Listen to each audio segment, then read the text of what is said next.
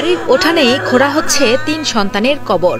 ঈদ আনন্দের বদলে শোকে মাতম এখন পুরো বাড়ি জুড়ে। একসঙ্গে ৩ ছেলেকে হারিয়ে পাগল প্রায় মা। আরো মর্মান্তিক হলো, ঠিক ৩ বছর আগে এই রমজান মাসেই আরেক সন্তানকে হারিয়েছিলেন এই অভাগী মা। 4 ছেলের কেউই এখন আর রইল না দুঃখিনী এই মায়ের জীবনে। এইগুলো নিয়ে যাই বেরিয়ে যাবো।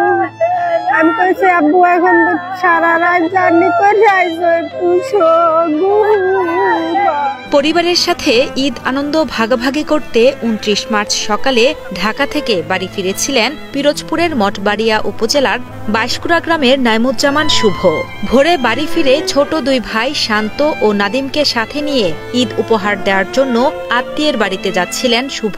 যাবার সময় মাকে বলে গিয়েছিলেন দ্রুতই বাড়ি ফিরে ঘুমাবেন তিনি। তবে ঘুমিয়েছেন ঠিকই, কিন্তু সে ঘুম আর ভাঙবে না কখনোই। বরগুনার পাথরঘাটায় আত্মীয়ের বাড়িতে ঈদ উপহার নিয়ে যাওয়ার পথে বাসের সঙ্গে মোটরসাইকেল সংঘর্ষে একসাথে মৃত্যু হয় 3 ভাইয়ের।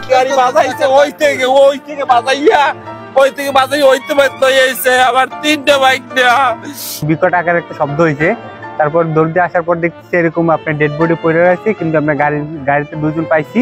এই 2 জন আবার ধরে আমরা স্কুলের ভিতরে রেখে দিয়েছি, আর ড্রাইভার পাই নাই।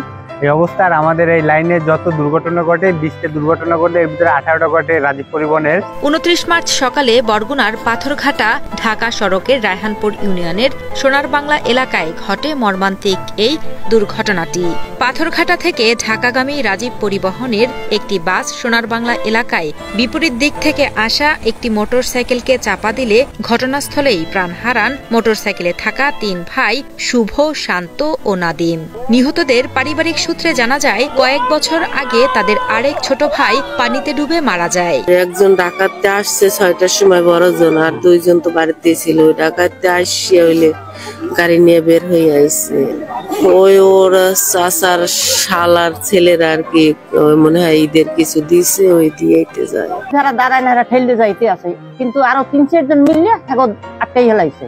আটকাই মসজিদের মধ্যে আটকাই রাখছে। দুর্ঘটনার পর বাসের চালক ও সহযোগীকে মসজিদে আটকে রাখেন স্থানীয়রা। পরবর্তীতে তাদের তুলে দেওয়া হয় পুলিশের হাতে।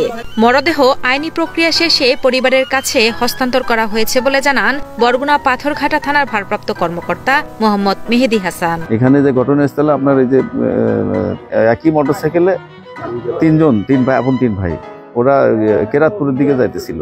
তো মুখোমুখি সংঘর্ষ, 3 ভাই স্পট ডেথ। আমরা আসছি, সরঞ্জাম সবকিছু দেখতেছি, পরবর্তী আইনগত ব্যবস্থা প্রক্রিয়াধীন।